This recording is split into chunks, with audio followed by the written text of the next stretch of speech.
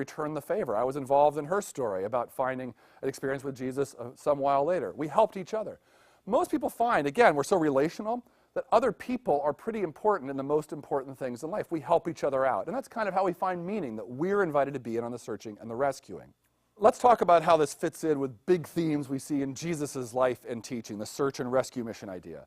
The first of which I'd pitch is love, right? God is love. We talked about that in the Holy Spirit sessions, how important that is to who God is. Well, sometimes we can ask ourselves, is it love never to bring up to anyone the things that are most important to us or very important to us? Is it love to make sure we don't offend anybody, to shield people from things that have really helped us out?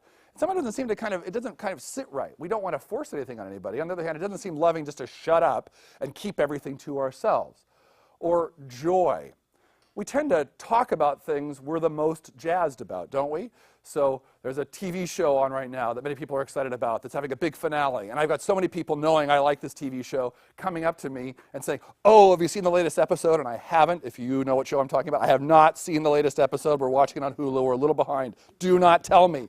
But people want to talk about it because, ooh, they want to share the experience, right? We all done this together. I want to know what you thought of it, and what about these twists and turns? What happened there? Well, joy seems like whatever is really helping us, whatever's grabbing us, whatever's connecting with us, we want to talk about. If it's sports, we're excited about a local sports team. We want to find other people who we can really share that experience with. It overflows out of us. Well, this seems to fit in that category, doesn't it?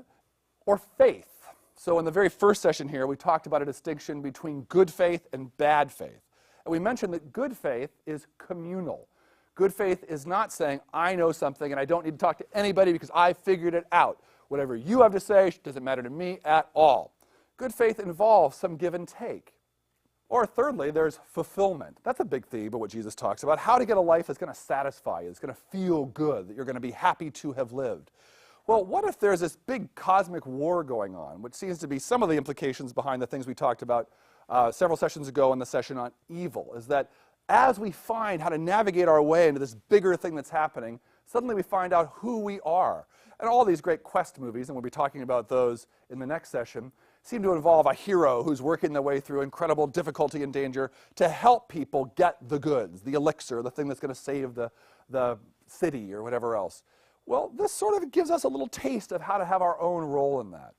Or another theme that Jesus talks about, faith, or specifically as we talked about in that first session, good faith. We talked about a distinction between good faith and bad faith. Good faith, we said, was communal.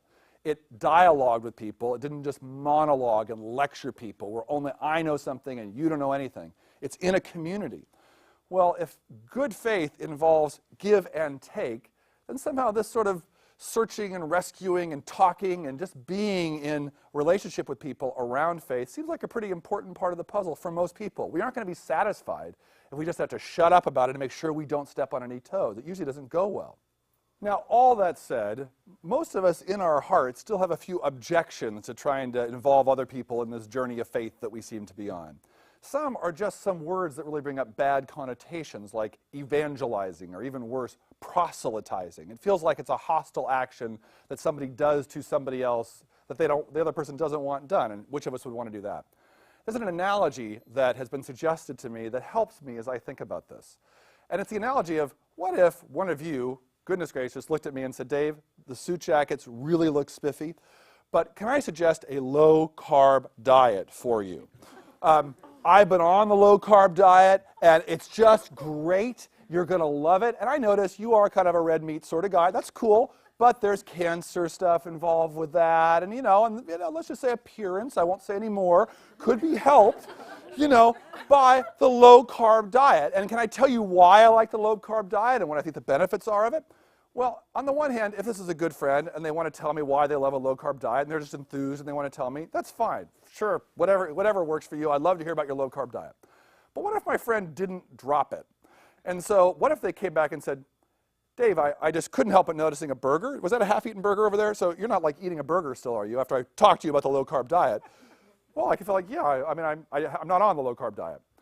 Oh, really? You're not on the low-carb diet? Oh, okay, that's fine, And then they invite me to like a special event where there will be a wonderful party. Could I come to a party at their house?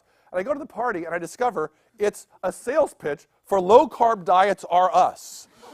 And I get there, and it's all low-carb diet all the time. After all, I say, hey, you're my friend, and I'm glad you like low-carb diet food. I'm not into it yet. Can we still be friends, or is it all at stake here? If I don't go low-carb, it's over between us, in which case, well, then maybe it's over. I would get huffy. Maybe you would too. It seems to me that that things like proselytizing or evangelizing are only bad if they're bad, right? If they go bad, if it feels like we're not treating people like friends and people we're just sharing our lives with, inviting into our lives, then of course it's a horrible thing. But if we can find a way just to be alive and be friends and be open, I don't necessarily see the harm in being enthusiastic openly about whatever it is we're enthusiastic about.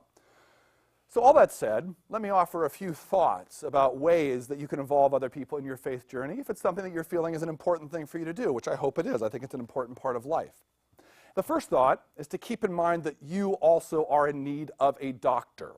So I'd use the example back in the third talk that Jesus says, I am a good doctor. I'm only here for people who regard themselves as sick. If you think you're well and you have no needs, then I can't really help you. Well, in that sense, if we talk to people about what we're excited about, if we say, it's something you need, but I don't, because I've solved all my issues, if I'm not the sheep that's also being searched after by the shepherd, well, then it feels a little arrogant, doesn't it? I mean, in that sense, if we're all in need of any help, I think that's a helpful thing to keep in mind in these sorts of conversations. Secondly, make sure that you're experiencing God or Jesus yourself.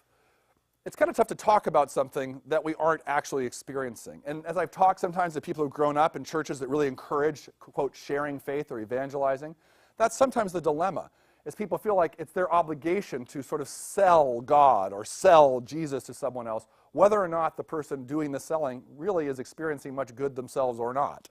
And that seems like a bad idea, right? We want to have a living thing, and we're sharing out of our life. Whatever is living, that's what we're talking about. We aren't going past what we can say with any authority. Thirdly, dream of having exponential impact. It's interesting to think what could happen as you just share your life openly with people. This is actually a classic evangelism story in the classic sense, but it's intriguing. There's a famous story about a tent evangelist in the Depression who would travel around and do small meetings to try to help people encounter Jesus. He was a guy named Mordecai Ham. I'm presuming, unless perhaps I've told you this story, that you have never heard of Mordecai Ham. He's obscure. But he's only famous for one reason. There was a group of people trying to round up their friends to go to this tent evangelist meeting. And they hired a local teenage bus driver to drive a bus to round people up to go to the meeting. At the last minute, people said to the bus driver, well, why don't you come in too? And the guy thought, well, okay. The bus driver was a man named Billy Graham. That's how he encountered God. Well, Mordecai Ham is lost to history. But Billy Graham, most people would say, yeah, he kind of had an impact. Things kind of happened through that dude. You could have more of an impact than you think. In the Bible, there's a story like that. A pretty obscure, so far as we know, one of the disciples, a guy named Andrew, invited his brother, who was named Peter, or Simon at the time, to come and meet Jesus. Well, Peter becomes Jesus' one of his closest friends and has a world-changing impact. Andrew is largely forgotten, except he's listed as the guy who brought Peter. You could be that person, or maybe you'll be the Peter person yourself, or the Billy person. But dream of having exponential impact. Fourthly, be like the Hebrews, not like the Greeks. Sort of an obscure way of making this point, but I kind of like it. So since it's my group, you got to do it my way. Let me explain to you what I mean by this. The Bible has two different languages, actually, predominantly in it. Hebrew in the Old Testament and Greek in the New Testament. And those actually reflect two wholly different ways of processing information, of thinking about the world. And so the classic Hebrew mindset is much more experience-based. The classic Greek mindset is much more theoretical, much more abstract. So for instance, even a word like knowing something. Obviously for a Greek, you know something because you test it, you prove it. In Hebrew, the classic use of the word knowing is, if I can be indelicate, having sex with. So-and-so knew his wife, and they had whatever. One, would you say, is more experiential than the other? I feel like it is. There's something about that Hebrew mindset that just keeps us rooted in our own story, where we're not coming up with all sorts of theoretical arguments and proofs, and we're going to prove something, and we're going to beat you on a head level. We're just settling into who we actually are, what our story is, what seems to be happening, what's been helpful to us, how much we love the other person around, how, hey, we could all do this together if we want, or not. It's much more experience-based. So I think in these conversations about faith, they go well if you are a person who says, you know, I'm more in the Hebrew mindset than the Greek mindset. people actually asked me just recently, I was mentioning in some setting that I was in a work setting and I talked to just about everybody there about faith, and nobody there was a person of faith, and I worked there for many years, and I think I was well loved. People cried when I left. And people said, how'd you do that?